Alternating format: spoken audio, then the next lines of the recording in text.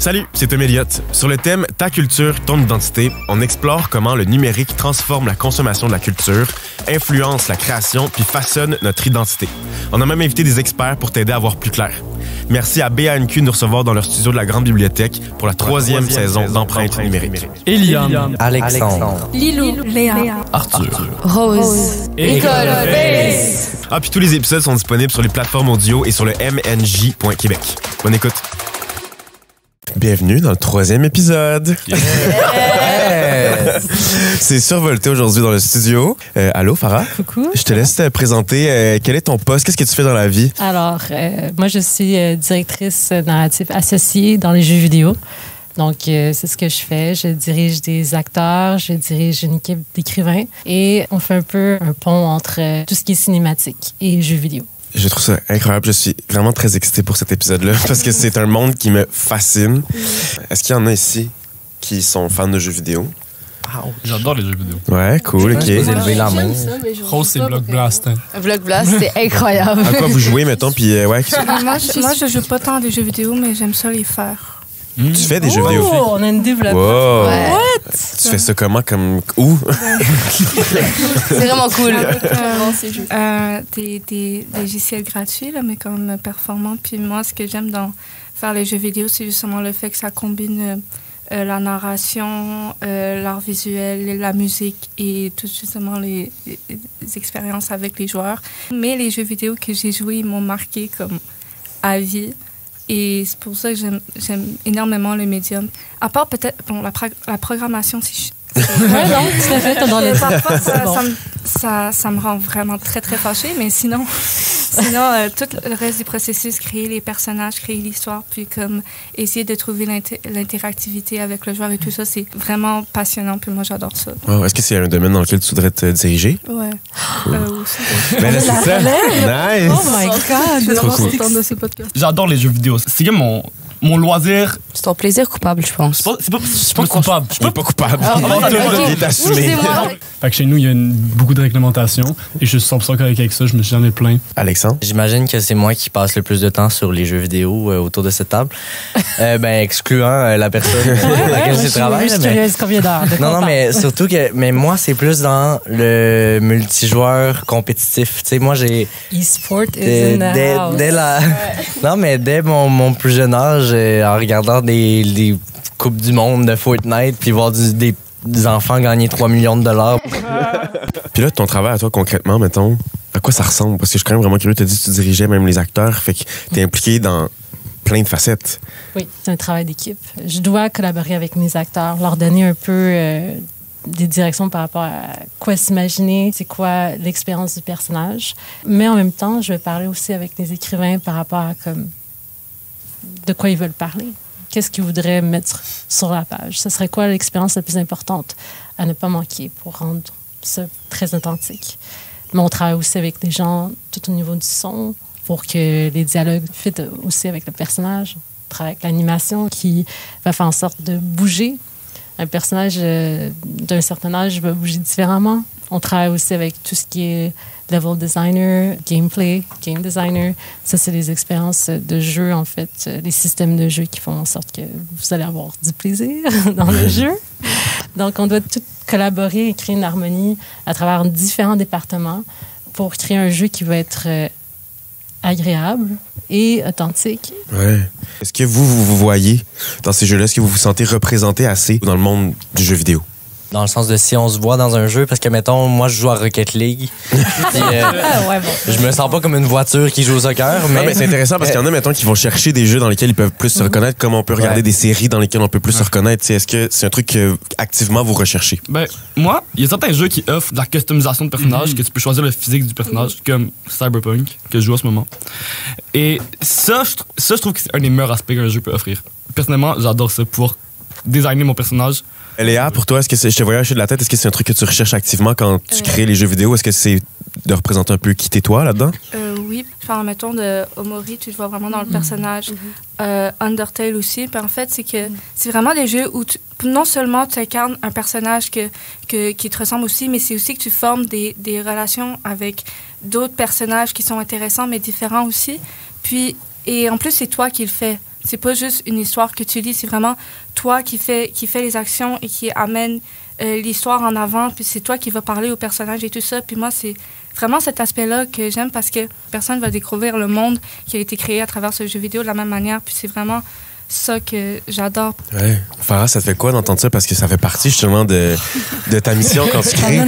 Puis pourquoi c'est important pour toi? C'est pour ça, spécifiquement. Tout ce qu'elle vient d'écrire, c'est pour ça qu'on fait ce travail-là. En fait, c'est le challenge, c'est de pouvoir créer une expérience qui devient intime, personnelle, et qui vient créer des émotions qui vont au-delà du médium, qui vont créer des souvenirs. Quand un frère et une sœur jouent ensemble, ils vont s'en rappeler 10 ans, 15 ans plus tard. Donc, créer des liens par rapport aux personnages qui sont virtuels, mais aussi, ça peut être des fois créer des liens très forts avec des gens dans le monde réel aussi. Mais je pense que ce que tu viens de décrire, c'est très beau. Ouais. Puis il y a aussi cet aspect-là, en tant que joueur, d'être exposé à des histoires puis d'autres réalités en fait qui sont pas nécessairement les tiennes, mais de jouer à ces jeux-là quand même. Pourquoi c'est important justement? Puis qu'est-ce qu'il y a dans ce processus de création-là? Qu'est-ce que vous choisissez de mettre de l'avant justement? Les jeux vidéo, c'est un art qui peut créer beaucoup d'empathie en fait. Parce que au niveau des films, on est très passif, comme on dit. On doit voir l'image et suivre la caméra. En termes de jeux vidéo, vous avez le contrôle dans vos mains. Vous choisissez où mettre la caméra. Ça crée une dimension qui fait en sorte que on peut créer une réalité d'expériences vécues par rapport à des gens qu'on voit pas souvent dans les films ou qui ne sont pas souvent le personnage principal. Puis avoir une quête aussi, oui. Être fort, quelque chose de touchant aussi là-dedans dans ces personnages-là qui souvent sont comme, oui, peu vus, mais pas non plus, qui n'ont pas l'arc de l'histoire la plus importante ou la plus intéressante toujours, alors que là, soudainement, sont mis dans une position de héros. Puis ça, c'est le fun, parce que tu peux jouer en tant que héros, même si t'es différent. Oui, c'est un peu ça. En fait, pour moi, c'est de créer des histoires qui vont aller chercher des gens qui font partie souvent des minorités, qui sentent qu'ils doivent traverser beaucoup d'obstacles dans leur réalité même et leur donner un peu un endroit où est-ce qu'ils, seulement, ils ont le contrôle.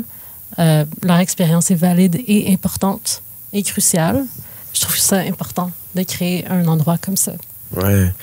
Je suis curieux, est-ce que c'est un truc que vous aviez peut-être comme réfléchi avant, justement, cette représentation-là de la diversité, de vous voir dans un jeu, ou c'est pas un truc auquel vous étiez tant conscient que ça, puis là, maintenant que vous l'entendez, c'est comme, ah ben oui, c'est vrai que c'est important aussi, finalement. Arthur? Est-ce que c'est un aspect essentiel d'un jeu que je recherche? Je dirais que non. Il y a d'autres jeux que je joue, que si un bon gameplay, une bonne histoire, c'est tout ce que j'ai besoin. Moi, je suis quelqu'un qui a le bonheur facile.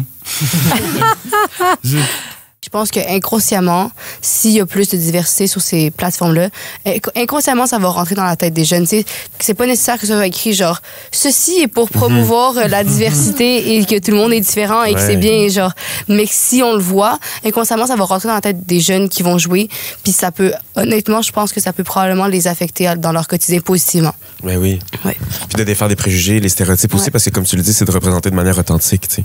Est-ce que ça fuel justement ton désir d'en créer? Il y a un jeu que j'ai joué qui avait un personnage qui s'appelait Farah, puis ça m'a comme... J'étais comme, wow! Qui elle est? D'où vient-elle? Tu sais, c'était comme j'étais complètement intriguée, puis genre, je m'en foutais du jeu. Le jeu, j'étais comme, OK, c'est cool, mais ça m'intéresse pas autant de qu'est-ce qui s'est passé, qu'est-ce qui va arriver à cette personne-là, parce que j'avais jamais vu de personnage qui s'appelait Farah. Ouais, tu te voyais pour la première fois. C'est là que j'ai pris conscience, puis j'étais quand même assez jeune, que c'était quelque chose que j'avais jamais expérimenté avant. Mais aussi, ça fait du bien de pouvoir habiter différentes personnes qui ont différentes expériences parce que, personnellement, je suis convaincue que ça nous aide dans notre quotidien. Ça peut créer un outil de communication pour que les gens puissent parler de certaines choses qui peuvent être potentiellement tabous ou qui ne savent pas trop comment l'aborder. Ben, ils peuvent parler d'un jeu vidéo à la place. Alexandre? Moi, j'ai plus joué aux jeux de sport, puis mettons, t'as tout le temps l'option de faire ton propre joueur, toi, de vivre ta carrière d'athlète sportif que je ne vivrai jamais. On le sait pas. On le sait, je pense.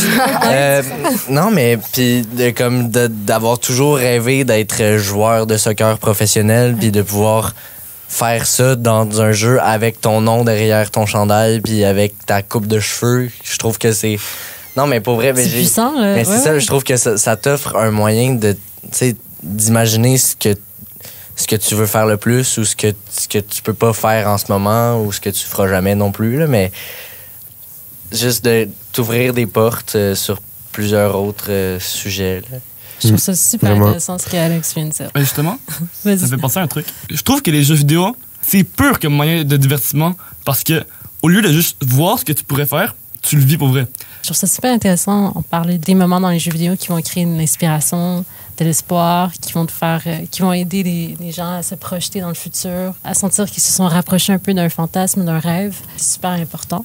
Puis c'est ça, on parle beaucoup de diversité comme minorité de culturelle, mais il y a aussi une diversité d'expérience. Puis ça peut passer à travers les jeux vidéo aussi, parce qu'au même titre qu'un film, tu veux représenter une situation du mieux que tu le peux mais en fait, de la manière la plus authentique, justement, ça passe aussi dans les jeux vidéo.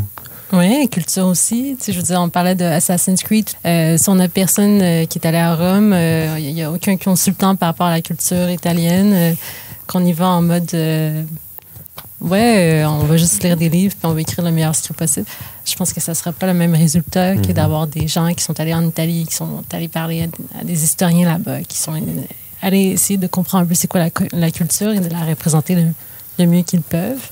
Mais aussi, je veux dire, diversité au niveau neurodivergence aussi. Ça peut être la diversité au niveau du jeu. La recherche est très importante. Puis si on n'a pas des gens clés pour nous éclairer pendant le processus, je pense que les joueurs le sentent.